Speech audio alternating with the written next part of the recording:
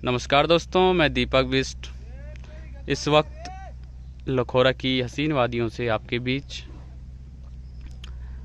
इस वक्त मैं हूं अपनी गौशाला में और गौशाला के आगे देखिए हमारी भैंस, बैल और ये थोरी। थोरी बोले तो भैंस का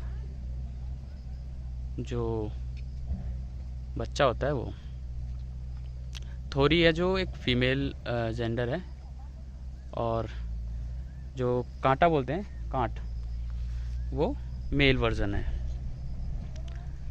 तो इस वक्त मैं अपनी छन्नी गौशाला में हूँ। तो यहाँ पर आप देख रहे होंगे कि ये सामने बुखड़ी, इसे यहाँ की जो लोकल भाषा में, लखोरिया भाषा में, जो लखोरा में बोलते हैं, बुखड़ी बोलते हैं। और शायद सभी जगह कुछ इसी प्रकार का शब्द यूज़ होता होगा। तो ये बुखड़ी देखिए कितनी सुविधाजनक एक तकनीक है। देखिए आप यहाँ पर, जहाँ पर हम अपनी पशुओं को, भैंस, बैल या उनके बछड़ों को, जो भी है, उनको बांधते हैं। तो बुखड़ी जो बुखड़ी होती है, उसका जो मेन कारण होता है जिसलिए वो बनाई जाती है, इसके दो मुख्यतः कारण माने जाते हैं। कि एक तो जो हमारा पिरूल होता है, पिरूल आप ये ऊपर देख रहे होंगे, ये पिरूल है, चीड़ के पेड़ से जो निकलता है, जो ये रेशे हैं उसके, ये पिरूल है। तो पिरूल को रखने के लिए रखा तो वैसे ज़मीन पर भी जा सकता है, लेकिन ये ज़मीन पर इसके सड़ने के या इस प्रकार के कुछ तथ्य हैं, कुछ ऐसे समस्याएं हैं। तो इसको एक बुखड़ी के ऊपर बुखड़ी बनाई जाती है, जिसमें आपके 4 पिलर खड़े किए जाएंगे। इनको बोलेंगे पिलर, जैसे खंबे। तो देखिए ऊपर आगे 4 खंबे खड़े किए हैं ताकि थोड़ा मजबूत सपोर्ट रहे। और उसमें ये जो बल्ली है वो लगाई गई है और इसके ऊपर रखा गया पिरूल। तो पिरूल मुख्यतः इस प्रकार से रखा जाता है ताकि बारिश में इससे सड़ने का वो ना हो, सड़ने से भी बचे और आसानी से सूख भी जाए। तो उसके नीचे जो मुख्यतः, अब इसका किस प्रकार हम उपयोग करते हैं आप ये देखिए।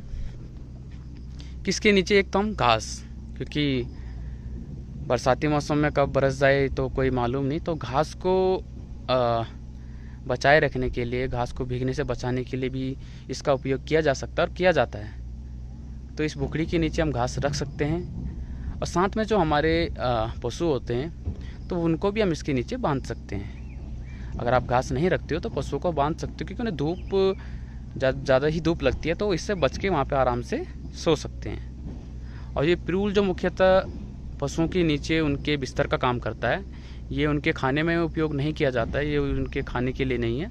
ये पशुओं के नीचे, क्योंकि गौशालाओं में जो गंदगी हो जाती है, कीचड़ हो जाता है, क्योंकि मलमूत्र लगातार पशुओं द्वारा किया जाता है, तो उससे बचने के लिए, उनके लिए सुगम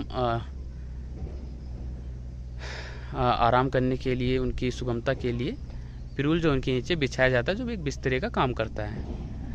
तो इस प्रकार से इसको एक बुखड़ी के ऊपर रखा जाता है और उसी के नीचे हम घास या पशुओं को बांध सकते हैं। तो ये पुराने समय से ही चलती आ रही है और आज भी लगातार हर गौशालाओं के सामने ऐसी चीज़ें आपको दिखाई देगी।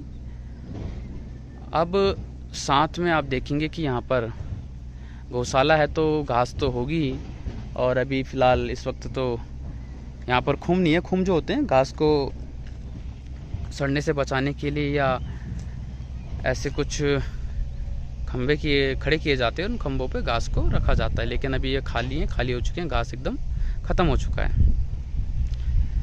तो इस प्रकार से गौशालाओं के आमने सामने का जो नज़ारा होता है, इस प्रकार से होता है। और सबसे बड़ी बात कि गौशालाओं के सामने जो गोबर होती है, तो वो इस प्रकार से रखी जाती है और इससे हम अपने खेतों तक ले जाते हैं।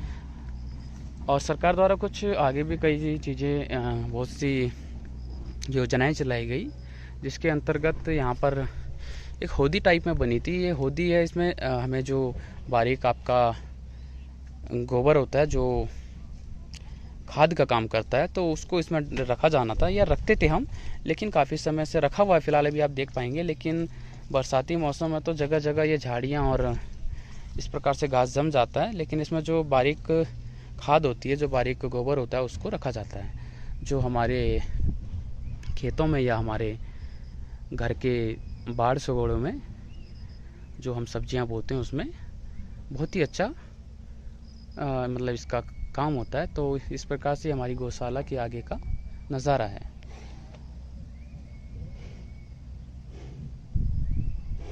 ये सामने अखरोट का पेड़। और अब क्या हो गया कि चूल्हों ने जो नई तकनीक से जो चूल्हे घर घर तक चूल्हे पहुँचे हैं, और तो उनके आने से कहीं ना कहीं जो हम पहले के मुकाबले देखें तो जो लकड़ियाँ होती थी वो बहुत कम हो चुकी है। अब लोग बहुत कम लेते हैं लकड़ियों को, ये जंगल से बहुत कम लाते हैं। पहले क्या होता था कि गौशाला के चारों ओर लकड़ियाँ, जो छोटी छोटी लकड़ियाँ होती थी वो हुआ करती थी।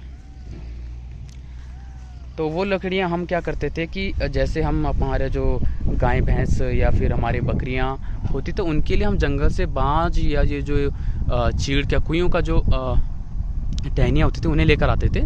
और जैसे वो उस पर से जो हरी पत्तियों को खाने के बाद जो लकड़ी बच जाती थी उसको हम अपनी जो गौशाला होती थी, अपनी छन्नी होती थी, छन्नी के चारों ओर एक क्रमबद्ध तरीके से लगा देते थे।